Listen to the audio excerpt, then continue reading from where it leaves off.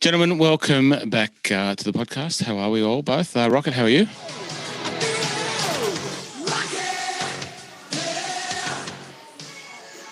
So is that right? Is there, is there something you're going to unload with tonight with what have you got, the Joker up there? If you're good at something, you never do it for free. Okay.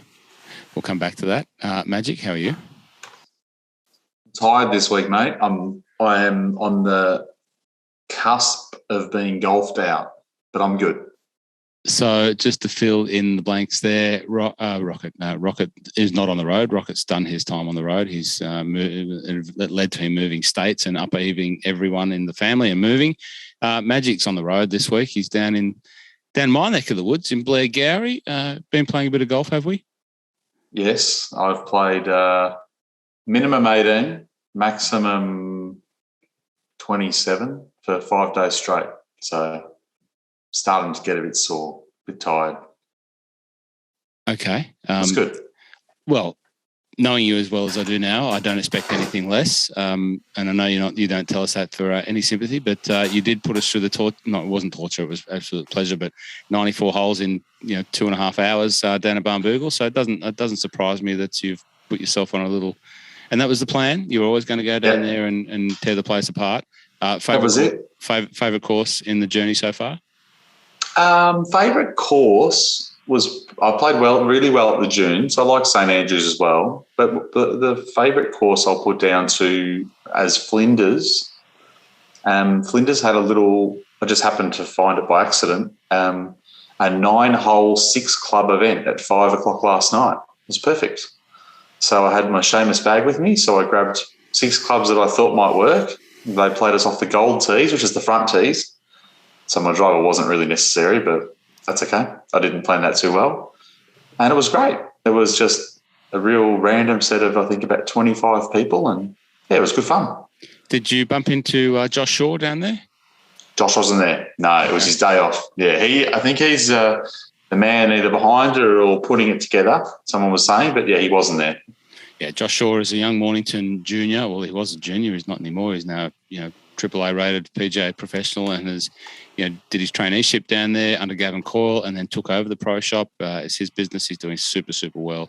If you do go to Flinders, tell Josh Shaw that the My Love of Golf podcast sent you and we all send him his best, but he's doing a great job. So, Shawry, well done. Rocket, how are you, mate? I'm good. Yeah? I'm good. Good? Real good? Yeah, good. I watched a bit of Question Time today.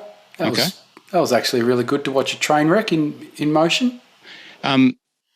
Before you get ultra political, I'll just a bit of housekeeping. I did bump into a mutual industry colleague of mine who I'm catching up with tomorrow morning. Some exciting stuff to share there.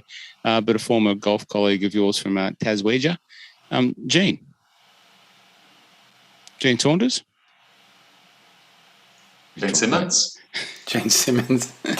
Gene Saunders, who used to play. He might be maybe a bit younger than you, Rocket. Yeah, I think we've missed by a wee leg. Gene is a pro who hails from Tassie, and he remembers you from your elite golfing days down there.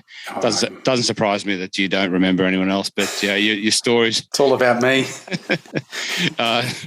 There's one thing we share in common because I'll talk about me when we talk about the Vic Pro-Am PGA, the Vic Pro-Am Vic PGA, the Vic Open Pro-Am. Sorry, I got that right.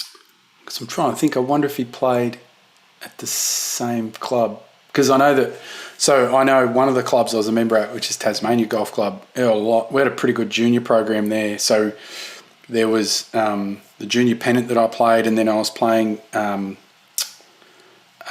just Division 1 pennant there. And there was a really big group of kids between the ages of like 12 and 14. There was this massive group of kids coming through. So Did you spend some time up north in Launceston? I think Gene might be from that part of the country. I was up there. I was played out of Mowbray for a year and a half. So I lived up there for a bit. but then could have been a lot of the tournaments. So a lot of the Colts tournaments, because that was the other bit I was playing in. They have Colts and juniors at the same time, and so name's coming back to me now. I think he might have played out of Launceston Golf Club, or was it Riverside? I think so. But more importantly, the reason why I mentioned Gene is I'm catching up with Gene and also the director of Vokey wedges from Titleist in the States tomorrow morning to make do a little bit of work for the drum and golf stuff, and we'll try and bring a bit into here. But the director, the man that's works alongside Bob in making Vokey wedges what they are. So I'm getting up early to do that tomorrow morning. So, well, I'll talk about me. How was your week, Ross? Yeah, thanks for asking. Yeah. Never thought you would. I've just back today, had a couple of days down at 13th Beach. I went down there on Tuesday and helped set up for the Vic Open work that we were doing. So the Full Swing Golf people have the new Tiger Woods inspired launch monitor down there. So I took that down there and got Matty Griffin to have a little bit of a play with it, and got Bryden McPherson to have a bit of a play with it. Bryden and I chatted about his unbelievable 10 under final round at the TPS at Rosebud last week. Did you ask him how he was going to go today? What did he have today? I hadn't seen the scores. I was too busy driving. No good. About 11 shots worse than 10 under. Yeah, okay. Yep. He did play in the afternoon, so it was way, way different conditions this afternoon. Yeah, and on the beach too. Beach too, so yeah. So anyway, well, thanks for reminding me of the scores. Matt Griffin caught up with Jeff Ogilvie down there, so I gave Jeff a little bit of a shot of the new Full Swing Golf kit launch monitor. So caught up with those guys. That was awesome. But caught up with cricketing legend Sir Ian Botham. 9 holes with Ian Botham at Barwon Heads. That was and a bit of dinner afterwards. That was interesting. 9 with Beefy. 9 with Beefy. That's right.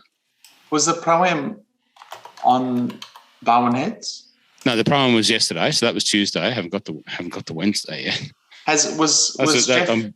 Sorry, go on. Was Jeff Ogilvie there at the Barwon Heads? Yeah, okay, that makes sense. No, Jeff wasn't. Jeff wasn't at Barwon Heads. Jeff did the thing on Monday at Lonsdale with Steph Bunky and Nick Ahern and the shootout one. The shootout one. Sorry, I don't know if, was it Julianne Sue? Julianne Sue. So they did that. So got a great bit of coverage out of that.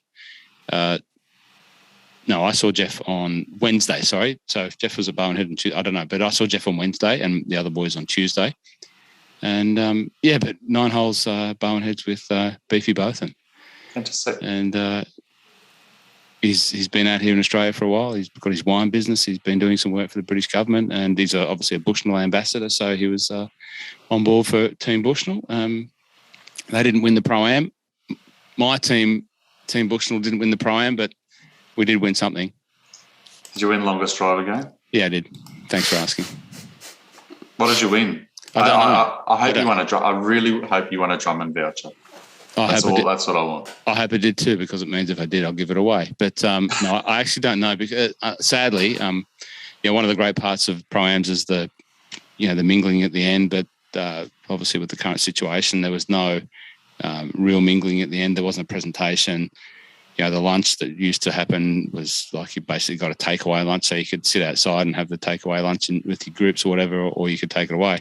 But there was no presentation, so I just got the telegram from Paul from Bushnell saying, I think you won the long drive. Someone's trying to get in contact with you to send you your free Bushnell that was part of the prize. So anyway, hey, better than nothing. Absolutely. Using the Wilson Triad golf ball too. A lot of people said, what golf ball did you use? I said, the Wilson Triad. Brad Kennedy said he hadn't seen a Wilson golf ball since 1987. I don't think I've seen that. Well, there you go. I've been given some and thrown them out. Wilson Triad, the new 3-piece from Wilson with the urethane cover. Anyway, Brad Kennedy. Is that a Chinese mafia golf ball or something? Wilson.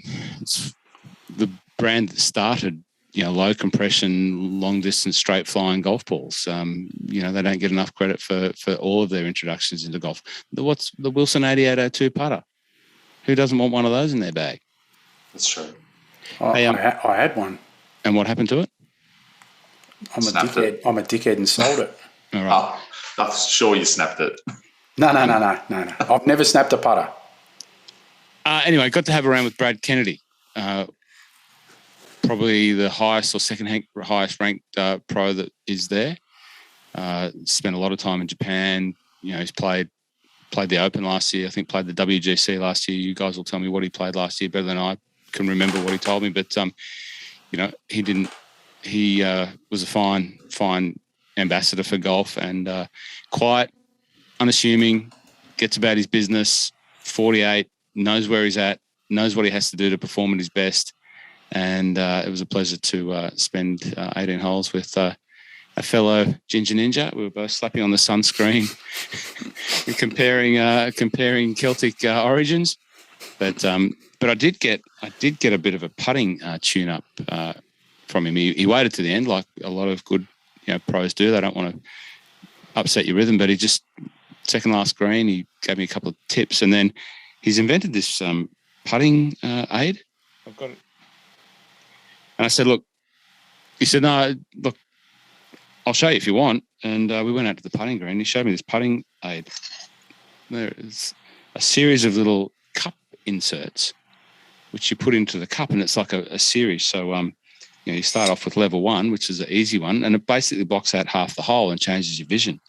And, you putt on curve putts, and it's all about the entry point and the speed. And so I got one of those from him, and that's going to revolutionise my putting. If you want to know about it, it's called the Project One Putt by Brad Kennedy. You've got to check him out. He doesn't sell them. He sells them directly. Or he does sell them. He sells them directly.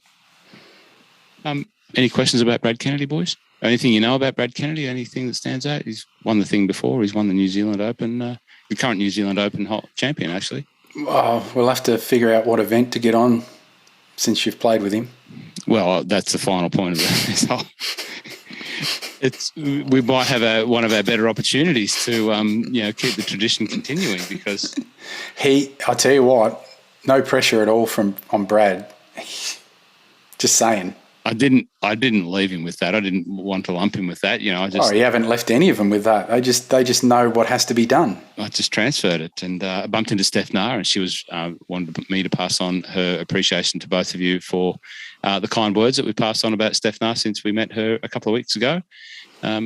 So she was a new listener. Steph, if you do listen to this, I was surprised that she did listen, but if you do listen to this, welcome to the family. You are now officially part of the winning family of My Love of Golf podcast pros. And it was great to see you again. Need a plaque with all the names. But all seriousness, it's a joke that we talk. You guys afford me the opportunity to wax on about myself, and people actually listen to it. I don't believe they do. But 1 under, Brad, today. Yeah, he was also in the afternoon. What was great to see down there, and on a serious note, was the talent. Like obviously without the international players, the international women, without the co-sanctioning, some of the big names weren't there. But you realise two things. Who the future is of Australian golf. When you're seeing the Jed Morgans and the Louis Dobbs and the Quayleys and all those guys warming up, and then the Cam John, bashing them out, and then some of the girls like the Julianne Sues and the Steph Bunkies and the Grace Kims and the ones that I've forgotten, all in the range together, all just finding their spot, getting their bucket of Pro V1 tour practice balls and banging them down the range and practicing, having a chat to each other, the girls and the fellas to the girls and the fellas and all. It was great. And we've got so much talent out there. It was really, and they're all. The atmosphere was awesome. The positivity and the energy was great. Obviously, I commented in one of my posts that the place is buzzing, with 3 open spots being allocated to the tournament. Oh, is there really? Yeah. Oh. Yeah, so the New Zealand Open, obviously, which isn't going ahead, being a national open, had 3 R&A spots allocated to it. And with that, obviously, Golf Australia got involved and probably, I don't know what the facts are, but probably negotiated, they should come across to here, and that'd be a great, fillip for the Australian golfers to have that opportunity. And some young golfers, or who knows, but some golfers, Australian golfers, are going to get an opportunity to go to Scotland in July for the 150th. And the couple that I spoke to, just the thought of it was giving them a bit of a, goosebumpy type experience that might be coming their way on Sunday. Mm. Grace, I just noticed Grace Kim disqualified. Really? Yeah, signed incorrect scorecard. A bit disappointing. I know it doesn't say what she shot, the scorecard doesn't come up, but yeah. Well, I can see by the looks in your faces that Liz are scratching her heads as to how that happens in the modern game, but it does happen. Mm. It has happened. Well, sorry to you, Grace. That's no good. You probably won't ever do it again in your life, but let this be a lesson, and you just got to get on and move on. It's looking great down to the course. The course is set up. The place is fantastic. All golf courses in this part of the world are absolutely in mint condition. Did you come across any unminted condition courses, Mike, in your journey last week? No, all the courses down here looked really good. Played Portsea Monday, played Dunes Tuesday, played went and saw Phil and played St Andrews Beach Wednesday, Flinders in the afternoon, and then Flinders both afternoons, Tuesday and Wednesday, and then Cape Shank today. So it was a mixed bag of people I played with, actually. It was Conrad came down, a mate of mine, and played on Tuesday. Monday, played by myself, but like I said, I played with some members at Flinders on last night, which was great. A young Matt, I can't remember Matt's surname. Matt was in year 11 at schools playing Penner, and he's got a scholarship at the National to play golf, and he was off 7. And I'm happy to say that we both had the same Stableford score, so I was very comfortable with that because he was going to beat me for a long way there. If you're from the National and you're looking for a handy 7 to 9 handicapper to fill in a spot, just hit us up. You can negotiate the deal with yours truly, and I can get one of the greatest competitors of all time. Rocket excluded, of course. He's a fierce competitor in another era. Wrong state too. But today I played with, in St Andrews Beach I played with 2 gentlemen. One was a pilot and his dad. They're from Perth and they were over, which is surprising. And then today I played with a couple and their in-laws. There was 2 that play a little bit of golf, and one was a very beginner or hadn't played in a long time. Had Roy, and Roy battled around a bit at RACV Cape Shank because there's a fair bit of elevation changes and a fair few bunkers, and we're off the blue tees. So he had a very long day, and he putted out. Especially that back 9. He hit cups all day. So I said to him at the end, mate, I would have given up a million times. You've done really, really well today. So, yeah, it was good. Just playing with different people. It's been great. Hey, just finishing off in the Vic Open. What's the leaderboard there, Mike? What's the leaderboard there? I've got it here. So Dimi Papadatos has gone really well on the beach. He's gone 7 under. The leader's John Lyras. Yeah, John Lyras, yeah. Yeah, he's played the Creek course, so he's at 8 under. Yep. 6 under James Marquezani, Zach Murray and Cam John. My man, Muzza. Muzza is 6 under. He played the Creeks. It's a bit of a mixed bag. Normally I would have expected to see a lot more Creek names towards the top, but it's pretty even, if not more beach people, especially if there was any sort of breeze down there. Andrew Martin also there, T3, and then filling out the rest of the top 10, Richard Green, Jordan Zunic, Shea Woolscobb, Jake McLeod, Douglas Klein, John Wade, Marcus Fraser, and Joshua Green. Yeah. Johnny Wade. No. It's been around forever. Johnny Wade, lazy 32 on the back 9. Johnny Wade just giving a few lessons to the members at Commonwealth and just absolutely stripes it. And he's just got that long, skinny, languid swing, and he's just played in the Open half a dozen years ago, maybe a few more. But he's exactly what you remember, Rocket. If you remember Johnny Wade from junior days, as I do, he was one of the elite guys. A couple of years older than me, but he won Jack Newton Sub Junior in 1 year, and John Wade, this godlike. I think he won didn't he win the New South Wales Amateur 4 or 5 years in a row? Yeah, just this guru quiet, achiever from Victoria, winning a big event up in New South Wales. So I bumped into Johnny a couple of months ago. He's a great fella. That's good to see him going well. Cam John is a favourite of mine. He's a great young man, Peninsula Kingswood member. Had a good chat to him this morning and his partner while he warmed up on the range next to the full swing kit monitor. He's just feeling good. He's looking great. He's looking as fit as I've ever seen him. He's had a series of top 10 finishes. Was unlucky at the Players Series last week at Rosebud. Probably a couple of putts that didn't go the right way, but he was up there at the really pointy end at the time that it mattered. So, wowee, it would be great to see for me Cam John go to the next level. It's going to be a stretch for him, but he can do it. He's won in. If you get to Scotland, he won the Scottish Stroke Play 2013, something like that. So he's done stuff over there. Might be the incentive that he needs to get back to Scotland and get another trophy under his. Well, you know what I mean. Get to Scotland and just get the success of going to the Open. Maybe you might win the Open. Who knows? Okay, and the women. The women, yeah. So Karis Davison, Gyu Rin Kim, and Hannah Green all tied for the lead at 6 under. Whitney Hilliard's 5 under, and then it falls back to Janith Wong, who's an amateur at 3 under. From there, so it's rounding up the top 5. So, yeah. Bit of a. You'd expect to see Hannah Green up there, so that was good that she didn't let anyone down in round 1. So, yeah, probably a bit of pressure when you're sort of that bigger name coming back and playing to put in a performance. Janith Wong is still at high school. She is an absolute talent. She's got a dad, Ken, on the bag. She played really well last week in the Players Series. She played all 4 days. I bumped into her briefly, said good day to Janith, and the first thing was I bogeyed the last, and she had 3. Dad says she had 3 under, but to be up there on the front page of the leaderboard with the quality that she is a talent, and she is going places. I think she's already signed for Pepperdine, so she'll be at college after she finishes high school over at Pepperdine, and she's looking forward to that, and she'll just be a dynamo of a golfer.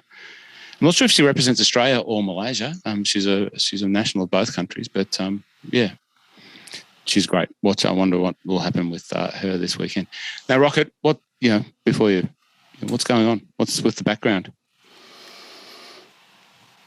Just the Joker really doesn't care about good or evil. Just setting fire to a pile of cash. Right. Who's the Joker? The Joker. Oh, right. Okay, so who's setting fire to the pile? Who's the metaphorically setting fire to a pile of cash? It's nothing specific. It just felt right. Okay. So I guess coming out of last week, the Saudi International Bonesaw Classic. Brad Kennedy played at the Saudi International, was up there at the top end of the pack. I think, what did he finish, Mike? 16th, thereabouts? I'd have to look up the results, to be honest, mate. Yeah, I knew the finish was amazing because I was about to go to bed. And Harold Varner binned the ridiculous putt. 100 million footer. Well, Brad was there, and once again, he just blown away by the amount of liquidity that is on offer over there. Just the largesse that seems very abundant. Louis Dobbs was up there, and so I spoke to Louis and Gaz, and young Louis come out of Brookwater there, and ended up in Saudi and never been to that part of the world, and just blown away. But basically, Brad is a quiet fella. He wasn't going to give if he does know something, he wasn't going to give it away. But basically, his message was, we will be surprised who ends up playing and representing that tour. As in, a lot of, maybe more than what we think, more in terms of more players or more bigger names than what we might be expecting. But I think he says his feeling is that we'll be surprised. Maybe, Rocket, you won't be surprised. No, I probably won't be. Because forget about the tournament. The whole spectre of whatever the shark is the head of, and instead of trying to create a tour they're going to partner with the Asian Tour, which has been underfunded and underrepresented for a very long time. So, of course, they're going to look at it and go, you're offering us money to bring the best players in the world into a lot of these regions to play in these massive events. Open the doors. The unfortunate thing is that some of those countries are also questionable regimes historically. And that's just what it is. You've got a country that just wants to sport wash its human rights, whatever, issues, concerns. And it's just what some countries do, right? It's never going to be the same, and it's very hard to stand on a moral high ground. And especially here's the thing, right? If you're a golfer and the money that's being thrown around, that would be very hard to say no to, because it takes a lot of work to earn that kind of money to set yourself up. And if you have an injury or something like that, one of my good mates is having a bit of problems with the injuries that I never said that was, I predicted that would happen. So maybe the cash looks really good because effectively it's like 10 years of earnings, plus you could still get your endorsements and stuff like that. So it's a short-term potential cash grab for what? They're potentially sacrificing their reputation. And potentially do they live in a bubble and kind of not care about that? They can... The thing that annoys me the most is what they hide behind, right? The rhetoric that goes with it. Like, just BS, right? Growing the game or, giving back to the grassroots. Grassroots in the desert, come on. And then Phil's comments. Like, everyone knows how much I love Phil, right? Everyone knows how much I love my lefty. But what he said last week... Just remind us what his commentary was. So he was asked a lot about the Saudi, right? And his rhetoric was, he talks a lot... Here's the thing, is he talks not in riddles, but it's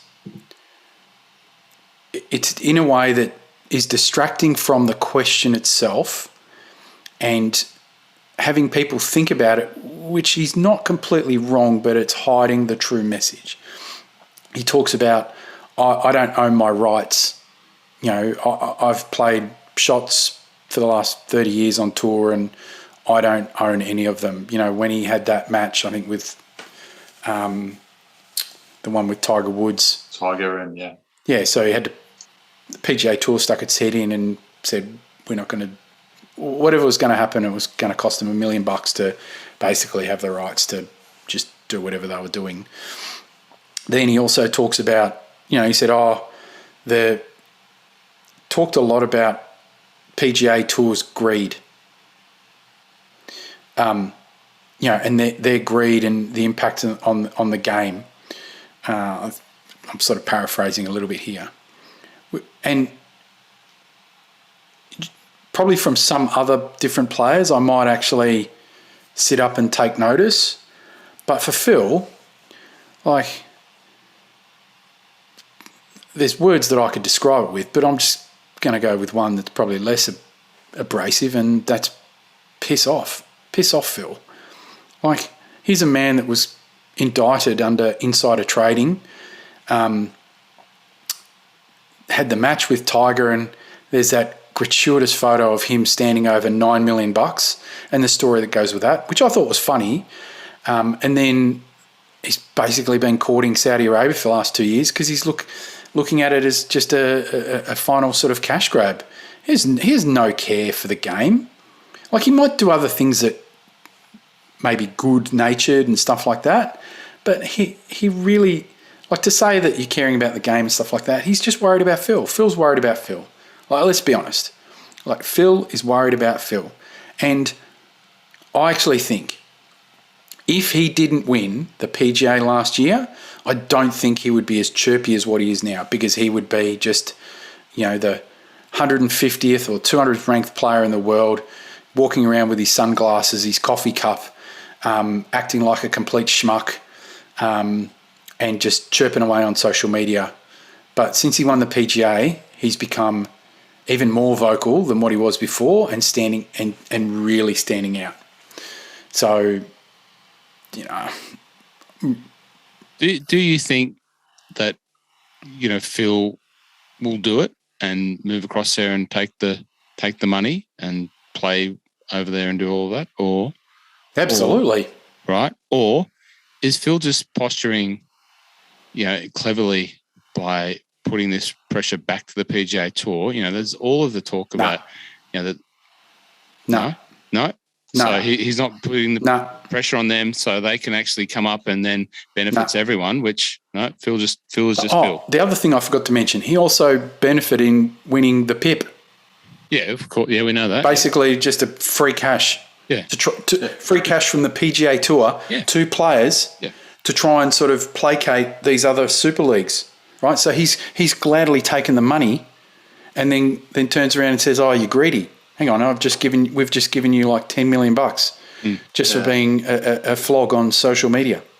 If it was someone younger, Ross, you would say it makes sense. Like someone who had, say it was Jordan Spieth, right, as an example. If it was Jordan Spieth saying this and posturing, you would say there's a chance he's doing it to put more pressure on the tour to get more money to the players. Or to make change. He's got 20 more years of playing on the PGA Tour. Phil has 5. Like he won't be there to get any of those gains. So he'll get a check. He'll get a check from the Saudis of, I don't know, 50 million to come over there as a name minimum and play 10 years. He can still play the majors. He can still play on Champions Tour. Yeah. Nothing's going to stop him. You just do the 10 tournaments that are going to be part of the world schedule on the Asian Tour. Yep. It was just an alternate view based on, you know, his finish in the PIP being that, you know, obviously winning that. He's got the highest pulling power in terms of eyeballs on his brand and therefore the PGA Tour. So it's just an alternate position, you know, like I think the sentiment is that the players are just filthy at the PGA Tour for, you know, the multiples of millions of dollars that they get in the TV revenue that, you know, they see not being shared in terms of prize money going their way. Now, you know, I'm not sure what happens with their pension funds, but I get the sense that and the pension funds are not small. Yeah, exactly. So this is the thing, right? And this is what people forget, is that there's so a lot of the argument is around, if you just go by pure prize money and what you earn just playing golf, and you compare it to other sports in terms of the top to the middle to the bottom,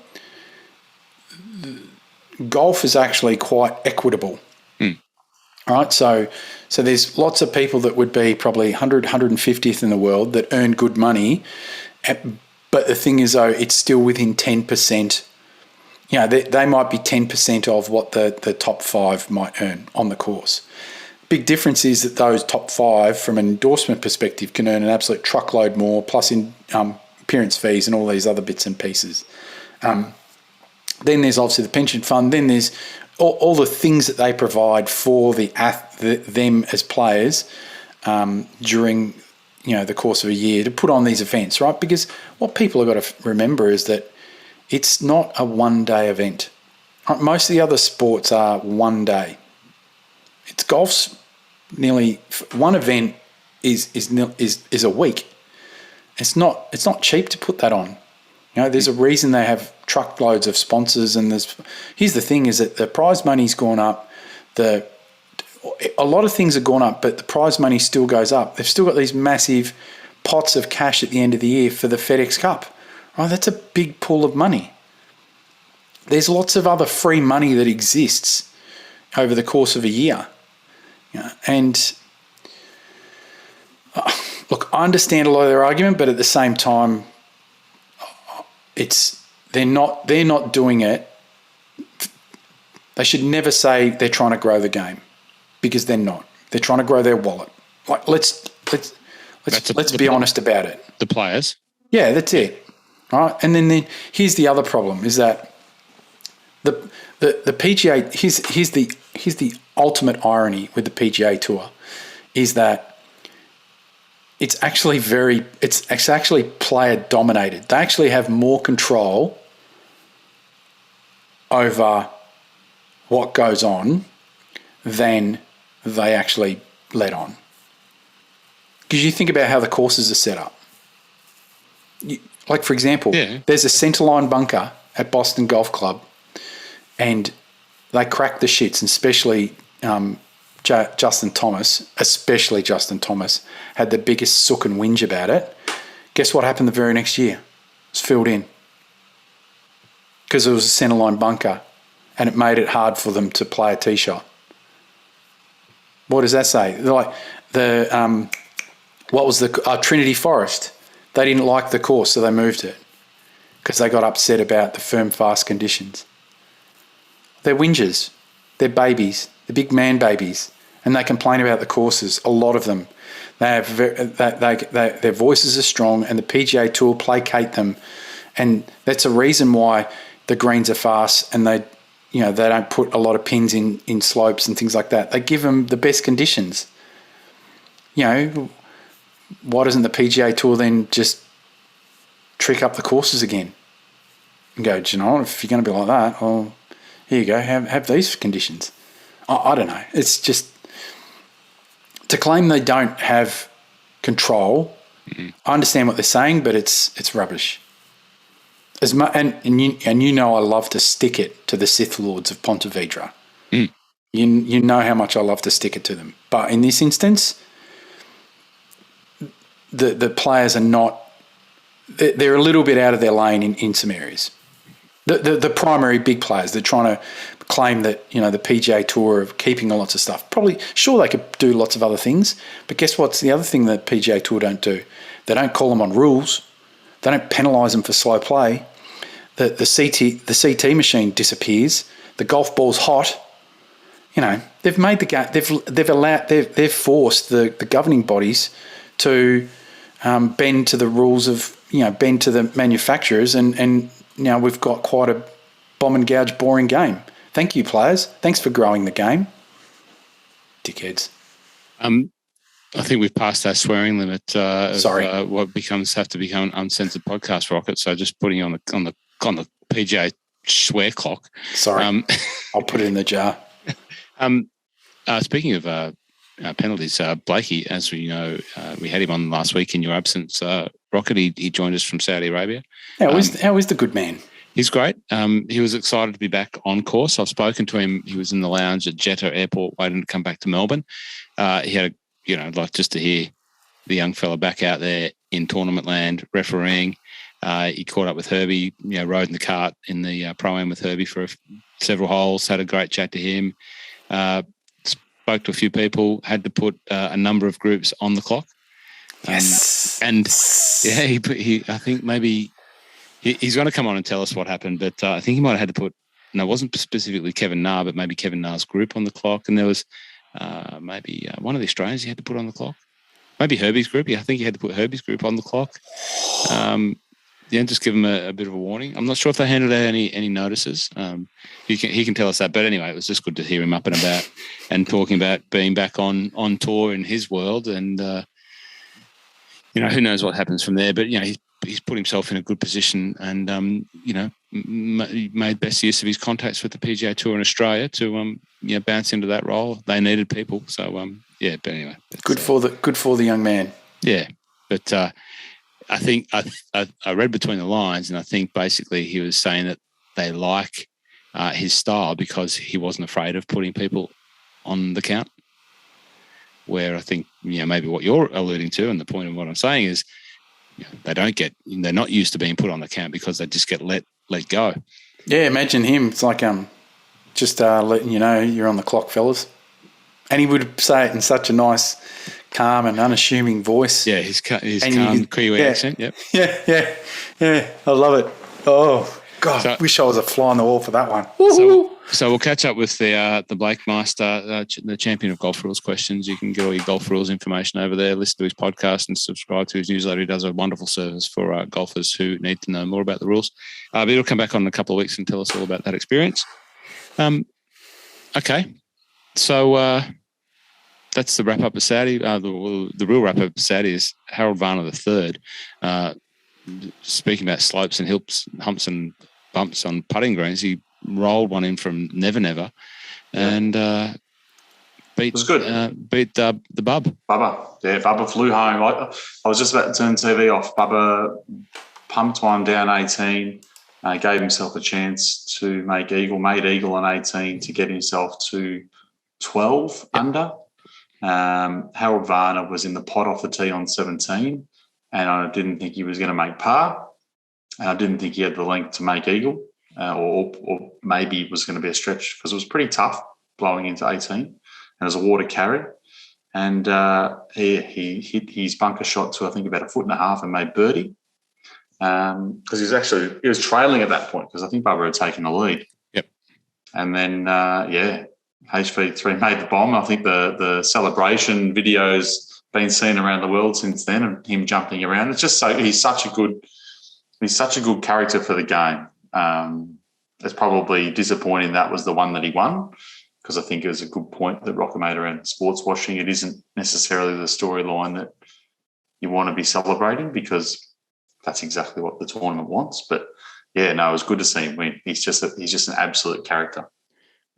Was it Harold Varner III that won the PGA? Aussie PGA, yeah. Correct. The moment for me was, like, I like Bubba. I'm not, he's not number one on my, fanboy list, but, I like Bubba. He's got his quirks. Don't like everything that he does, but, generally I'm okay with Bubba. The part that I did like was the way that he handled the defeat.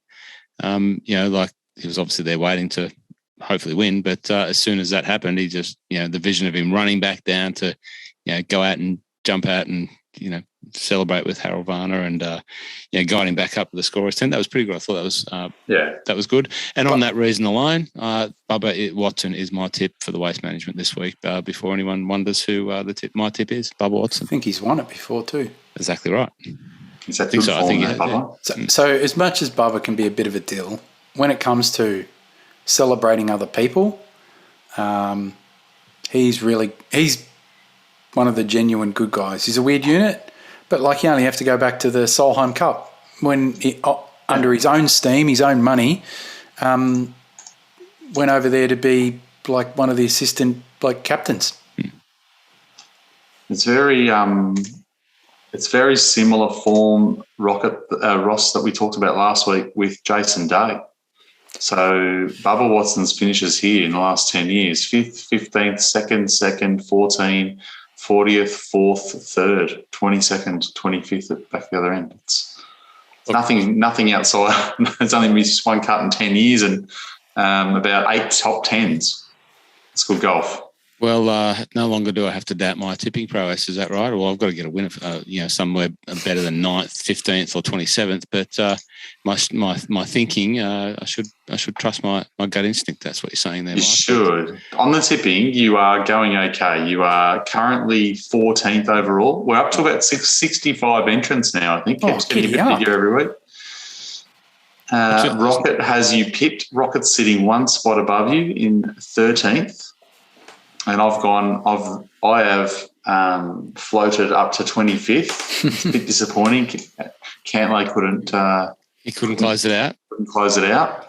And the shout out for the week's to Adam Baldwin. Adam Baldwin had Jordan Spieth, so he picked up second prize, check of 948K in points. Adam Baldwin, if you are listening, congratulations. Good to have you back on the tipping decks.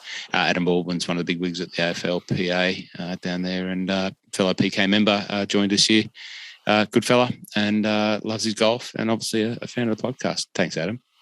And good luck with the AFLPA golf day tomorrow down at the National. Yeah, Moonlinks, that's right, yeah. It is, because I tried to play there tomorrow and I couldn't get on. Naturally, as the golfer, Adam and Smithy and Mickey Jamison at the AFLPA are integral in the AFLPA Players Golf Day. It'll be probably run and done by the time anyone listens to this, but there you go. Yeah, good to see you back. He should download it. He should be downloading it when he wakes up in the morning for the drive down. Thank you, Adam. Good luck. And if you win any of those Chrome and sharing it to all the players that are playing, you got to listen to this. You got to join the tipping competition. We'd love to have who would be a good tipper in there? I dare say there'd be a few. Not for Vola. Right. Okay. Anyway, Rocket, who's your tip for this week? Max Homer. Max. What's interesting to me about this is just to see how many people have the same player. Like so many people had Patrick Cantlay last week. Is that them following your tips, Mike? No, I think he was a smart play last week. So I was not going to use him until the majors, to be honest. But when Berger pulled out and Zalatoris pulled out, they were the top three favourites. So you kind of end up picking Cantlay, and there's a solid chance he's not going to finish worse than fifth. So I don't think he did. I think he finished tied fourth, and he didn't close well. So you try to maximise your pick with the dollars you win. You're not worried about ruling him out for the majors? No. Like, isn't he someone you keep in your pocket for the majors? No, I've still got a lot of I haven't burnt any John Rahms or So I was nearly going to pick Spieth this week, and I thought, no, there's my Masters pick. There you go, exactly. No, I might I'm going to watch the weather, and I've been toying with breaking this news to Rocket for a few weeks now. But I'm going to watch the weather, but I think I might be picking Bryson for the Masters. What? Yeah. That's that. I'm going to wait and see. It's weather conducive. Is there any part of his body that'll be left to be able to play? Well, he reckons he's okay, so I'll wait and see. I'm with you, mate. I'm on the same. How funny is that? He hurt his wrist, and then the week later he's like his hip, and apparently he slipped and fell. Yes, I slipped and fell, but I can't play golf. But I've taken the payment to come over to Saudi now. I'm going home. I saw some great stats when they said, the 2 years before, and then the pre-bulk, and then the one post-bulk, and really the only difference is the major. And if you think about it, if he didn't win that US Open, his efforts for the last however long, being a bigger tool bag than what he already is, would basically be for naught. Yep. I think it was Golf Digest, but I saw the same, and it was flabbergasting to once you realise that. Doesn't surprise me. Yeah. Well, of course, you called it, you foresaw it, you didn't crystal ball it, you picked it several years ago, Rocket. But the one major was the big difference, and plus 30 kilos. Because here's the thing is that he doesn't have any balance in his game. Like, there were things that he had to do before. Like, I understand the getting more distance, but he went to this super crazy extreme, and I'm going to stick to my guns and say that was still the whole, Brooks having a swing at him sort of stuff, especially when they confronted him at the putting green. But the thing is, though, he actually spends so much time doing all this other work, and it comes down to it's driver or putter, and he needs both of them to be hot. Otherwise, he's cooked, because his iron play has not improved. Actually, I think it's digressed, and also his wedge play was average to start with, and it's still average now. Because here's the thing: you might have the one length club, but the thing is, though, when you're hitting pitching wedge that's a 6-iron, like, that legitimately has to be hard to control sometimes. And even around the green, he's quite average around the green. So unless he's just bombing, gouging his way and then putting the eyes out of it, he's nothing. That's why, Wingfoot won at Wingfoot. If that was Wingfoot in June, there is no way that he would have won that thing. Played it in November when the grass was not at its thickest and lushest. It was quite wispy, and they tempered the course down a little bit as well, so it didn't get to play as hard as fast as normal because of the time of the year. It's just a perfect storm for him to win. Still won it, so congratulations, but, When he wins the Masters, it won't matter. I can't believe you're even going that earlier. Yeah, you're not trying to. Hey, Ross, he's played 90 holes. He's a tired man. Yeah, that's more, mate. I'm knackered. It's over 100. I'm cooked. No, I looked at him the last few years. I think he's much better on a harder, fast Augusta. So I'll wait and see what the weather's like. But it'll come down to his body, and his odds can't be what they are. If his odds are like they are now, I won't go near it. They're just too short. So who have you got this week, Mike? I've got Russell Henley. Yeah, right. Okay, interesting. And before I forget, you just mentioned Golf Digest article. There's an exceptional article on Morgan Hoffman. If anyone hasn't read it, I retweeted it. It's so good. It's a long read, but it's really, very, really, very, really very good. It's really good. Sorry, go on. He's had some muscle dysphagia or whatever it is, and he's losing some muscle mass in his chest. And he's got some milder version of muscular dystrophy. Dystrophy, correct, yeah. So he's now living in Costa Rica. Yeah, in the middle of nowhere in a jungle, and living on all natural foods and yoga and drinking his own urine and rubbing urine into his gums. Yeah, it was a very. He's got 3 tournaments left on his medical exemptions, and then he's got to come back and somehow try and get some sponsors exemptions to keep his card. Otherwise, he's done. Yeah. But he wants to raise some money to build a facility down there as a bit of a wellness centre. But it's just it's a really amazing read. If you like golf or not, I mean, I know we're not going to have many people listening to this that don't like golf. But even my wife, I said, have a read of this. You might find this interesting. Yeah, Daniel Rappaport did a fantastic job on that. Really good job. Yeah.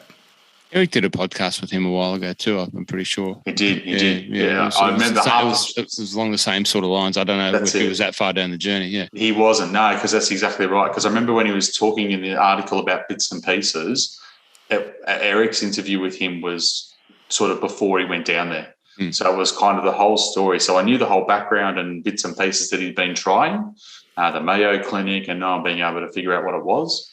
But then this is like, and here's what's happened 3 years later. It's like, wow, that's not what I expected at all. Yeah. Okay, so that's this week. Just go back to Pebble Beach. Hoagie, I don't know much about him. Yeah, Tommy Tables. He was in the picks. He was in the picks, on the Magic picks. He was 67-1. He wasn't on the. I don't know I can't remember whether we talked to him on the podcast, but he was on the tips on Twitter. So that was good. So a few people messaged me. One of them, who was it? Someone messaged me, and I'm going to forget his name now. But he's invited Ross and I, not you, Rocket. He mustn't like you. No, he said he lives up in Terrigal, and he said that we have to basically visit, and the next time up there, and he owes me a beer for the tips. So I said, well, I'm sure Ross will be up there. Have you been to Terrigal? It was Merle's. Merle's. I wonder who Merle's is. Merle's is Hammertail. So Hammertail's in the tips as well. So, yeah. I've been to Terrigal. I've been there. Actually, the people I play with today are from Terrigal. Small world. Yeah. Beautiful part of the world. Damien Tomlinson is from Terrigal up there at what's the course? Magenta Shores. Damien, great man, ex-serviceman, lost his legs in a military accident in Afghanistan, and is trying to be one of Australia's best dual amputee golfers. We can play with Damien at Magenta Shores. You can also see Damien's work in Hacksaw Ridge. He was in that movie as well. Oh, yeah. Just an absolute legend. So that's why I think of Terrigal. Okay, the women played last week, and I was really, really happy to see Leona Maguire win. Young Irish lady. Leona's been on Paddy Talks podcast, and it's great to see her. Love to see the Celts up there and winning. I think the women on the LPGA Tour have got a break. They've got a couple of weeks. Yeah, they've got a couple of weeks until they get back to the HSBC and move to that part of the world. So, but Leona, well done, Lexi's got some form happening. She's been up thereabouts in a few tournaments this year. Just an habitual top fiver. I knew that was coming. Anyway, well done, Leona. The DP World Tour Rocket or Magic, do you see any of that? I didn't see any of it. I can't believe it's taken you this long to get to it. Sorry. Did you don't remember what happened last week in my picks, do you? Because I got a few messages on Instagram about it. So in my tips, I picked Nikolai Højgaard. Right. And then I said, no, I'm changing. I'm going to go to Hao Tong Lee. And That's right. Yes. On Friday, I got a message and said, "You should have stuck with Nick Højgaard." Nick Højgaard. So Nick Højgaard went on to win. And Haotong Lee shot lights out 63 final round and running to third. So we had two picks. They finished first and third. Haotong was playing about 110 and Nikolai was paying about 50 to 1. Oof. So I had one person, I'm pretty sure young Jared Lotes in Sydney bet it, but he was messaging me straight away. So that was good. That was a good pick. Any Minwoos coming your way? Half a million. I don't remember what a Minwoo is anymore. I had $10 on him at 50 to 1, so I got $500 back. So that was okay. Well, it was one of those ones where I thought, what's going to happen? That's a half Minwoo. Anyone who's ever had a bet knows this story. You go to put a bet on, you get something wrong, you decide to cancel it, you put on the bet you want. The one you bet the first time wins. So I had $10 on each of Haotong Lee and Nikolai just in case, and one of them won. No, well done. Well, all the more reason for following along. We mentioned, and he is. Sorry, mate, to cut you off, but he is an animal. Like the twins, the Højgaard twins are unbelievable golfers. But Nikolai hits it miles. Yeah. Some of the shots he hit out of the rough were unbelievable out of the sandy wastelands. He's a freak show. Speaking of hitting it miles, did I mention that I won the long drive at the Pro-Am? so hope it's a Drummond voucher. Sorry. Have a look at me. Like, how am I sitting here? Like, you've got to look at the YouTube video to check this out. And one of the reasons to check, because you can get to see us, 124 subscribers. So thanks to the 3 people that tuned in. 26 to go, and we get to the prizes. I'm giving away prizes. Whoa, there we go. That's the incentive. How come you've played 175,000 hours of golf and you look like a pale Scot? And I've played 18 holes of golf. I stood in the range for a couple of hours and I look like a Belushi beacon. That's a lie. I've got a proper golfer's tan going. Don't worry about that. That's not a pink light. Probably reapplies every 2 hours. I do. With a head like this, mate, you can't not. You don't even wear a hat. I reapply as well. Look, But I'm the Italian skin. The Italian skin. Look at the red light. It's the glow off my face. Mate, there was a short story about my golf day today at Cape Shank. Well, there's a glow coming off my head. I had a 7-iron. I had 2 bombs on 2 par 5s, and I had 7-iron in on both, and I wiped both holes. and the people I was with, they thought I was going to explode. I went bright red. That was, one of the things that I got talking to Brad Kennedy about was some of the stats. He understands his game obviously very well, but he was talking about the younger generation and how he's had to learn about his game and what to expect and when he's under pressure and like 7-iron is an example that he knows the ratios, like what he has to be and how many times he has to hit it inside 30 feet, and if he does all of that, he can sort of forecast his score. Yeah, and he just spends all of his time practicing around those metrics and numbers. His question mark in observing some of the younger players on the various tours that he's played on and been around all of the big tours and big tournaments in the last few years is he sees the younger generation practicing differently and not going through those processes as thoroughly or diligently as maybe they should. But he just rattled off some stats, and sorry, I can't recount them because my head's for pictures, not numbers. But he just knew exactly when he's outside of that. He shouldn't expect that to walk off with a birdie. So if he doesn't walk off with a birdie, he knows that he's got to hit it closer with inside the numbers. He knows through the practice rounds he's going to be driver 7-iron 3 times, driver wedge 5 times, 3-iron, 5-iron 2 times, and what he has to do and where he has to hit it to have a score. And if he doesn't, he goes and works on that part. So, it was really interesting to sit down and pick brains on it. But the other thing as well, having the understanding of where you are on the greens as well, then you have you're not going to beat yourself up because all of a sudden, if you've hit it to 20 feet all day and you don't make any putts, statistically means that's actually normal. Yeah. I'm saying you're not going to go, I've missed everything today. Yeah, well, you're 20 feet away. Yep. It was a pleasure to watch him hit these little spinning no divot lob wedges when the odd occasion when he did miss the green. Like it was like with so much acceleration, but the ball just went low, bounce, stop. Beautiful, isn't it? It was like so much acceleration. Little fizzes. Yeah, it was unbelievable to watch. So good luck, Brad. What else happened? What else have we got?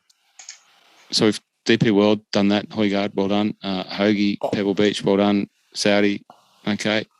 I just want to see what the Mike's data lake is saying for the overall for the Phoenix. Overall, it was actually a funny week this week. Of all the people to come up on top, was Aaron Wise stacks up most on top. He'd be $1 million to 1. He's $80. He's paying $80 or $100. So I'm not betting him, but if someone else does. After that, the numbers stack up. Sam Burns, Russell Henley, Corey Connors, Xander Schauffele, and then down to Danny McCarthy, Mito Pereira, Seamus Power. That's kind of the top, 8 or so. Justin Thomas is probably the next big name that comes up as a key player. John Rahm's not far behind that. I mean, look, it's such a funny week because you've got so many guys that are just superstars. You got Hideki and John Rahm, like we said, Justin Thomas, so many big names. It's a week for favourites. Yeah. It really is. Like, it's a week where I'm fully expecting the winner to be from the pointy end of the field. But, you never know. This is where I got on my run because I had Brooks last year. Yeah. Oh, yeah, that's right. I had Brooks and I was watching the Super Bowl and they were about to kick off while he's finishing. So I'm on my phone and they're like, "Are you watching the game?" And I'm like, "No." That was the thing I was going to ask, right? So why does the PGA Tour move Torrey Pines back to a Saturday finish, but not the week of the Super Bowl? Yeah, because it was NFC Championship Sunday. Yeah, but I know, but why don't they do the same thing this week? Makes no sense to run golf on the same day as the Super Bowl. Half the golfers won't want to be out there. No, but the thing is, with the Phoenix Open, it kind of has its thing. Yeah. And it's been up against the Super Bowl for 15-something years. And we get it's a college town and all that sort of jazz. Maybe they're more keen about the college stuff. But But the thing is that the time and I think also the time difference, if I get this right, I think the time difference means that as it's finishing, the Super Bowl's starting. I don't know how it's going to be being in California, but I know last year's one, because that was in Florida, the time difference was far enough so that the time that the game was starting, so people would probably be 3 to 4 sheets to the wind and then just going to wherever they need to go and watch the game. It might be a little bit different because of being in LA this year. It'll be just after you go, I'd guess. But I mean, we only have 2 big tournaments here a year in golf, or when we have them, PGA and the Australian Open. But I couldn't imagine one of those finishing on AFL Grand Final Saturday. It just doesn't make no one will watch it. Yeah, it's a little bit different here. Over there, you think about the events. The reason they moved Torrey is because when the NFL went to that. Added that extra game on their season. It meant that the championship weekends fell right on Torrey, where Torrey used to be right in the middle. So that's why they moved it.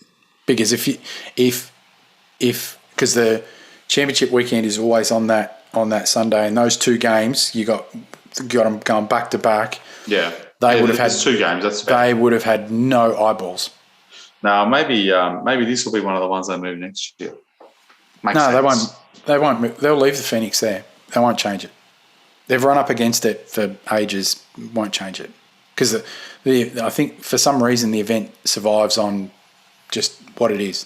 The venue, the 16th hole, the whole atmosphere and stuff. It just works. But yeah, that's it this week.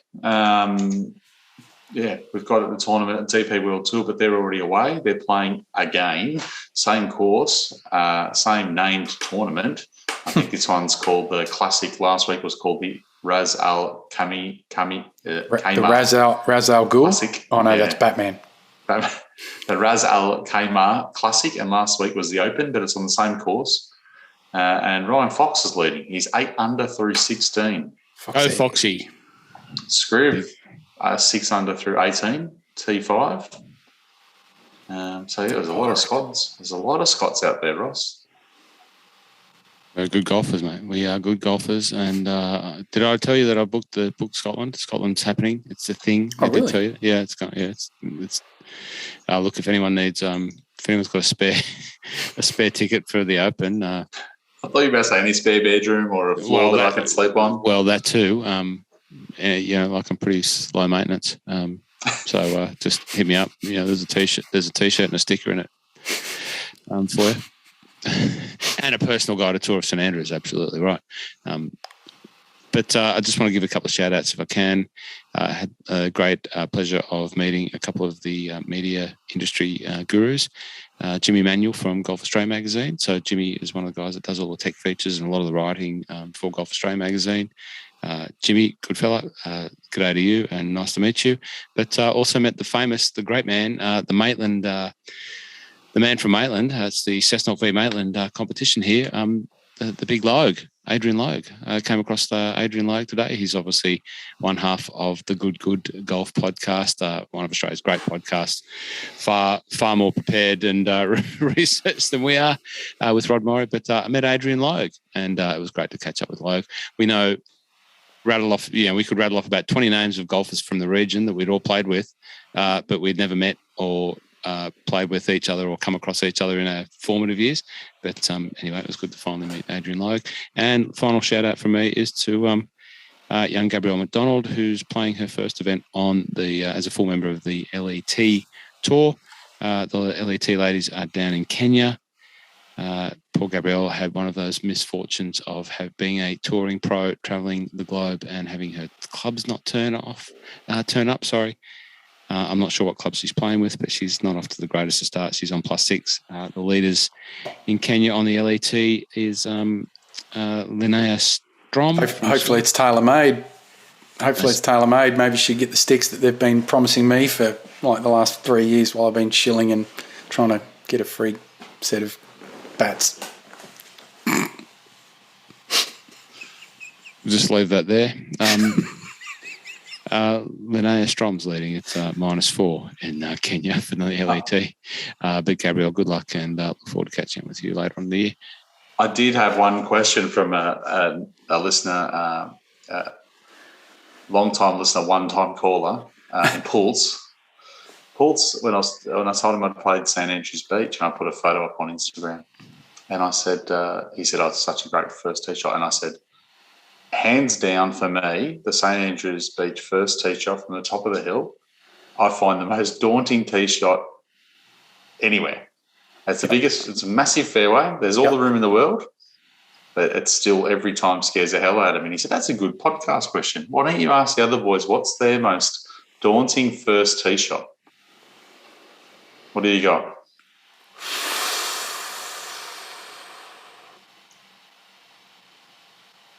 They're going through the encyclopedia. For anyone who's listening and not watching this, they're going through an encyclopedia in their head of all the first tee shots they've ever had to play. I can only have a singular one or just like one. A particular course? Oh, no, just one. Pick a course. It has to be the course. So for me, like that shot there, for me, I'm just thinking I'm going to top this straight into the bushes downstairs and then fade one right off into the other bushes. To that point, I'll go first, Rocket. To that point, I definitely can see how players are phased by elevated tee shots. It changes the perspective, and I think it's a lot to do with how your eyes set up and how you visually associate with the target, and it doesn't change it that the tee is elevated relative to the size of the target, but it just seems to narrow everything down and it brings everything, that field of vision, a lot closer. And the sky above means that there's space here, and you don't have those defined target lines. So it is a daunting. But that tee shot there is about 550 metres wide, Mike. So there's really not. No, it is. No, well, you drive the ball differently to me, but yes, that's true. Mind you, I have stood on that tee once and watched a friend of mine who I won't name, Rick James, who French cut a ball through his legs from that tee and lost the ball in the bushes behind himself somehow. So it does, after he told everyone, how do you miss that fairway? It's 500 metres wide. Look, we mentioned Jeff Ogilvy before, and, not all of us can cold top a 5-wood 3 feet in front of a US Open champion, like that, Mike. But, anyway, you've seen that happen too.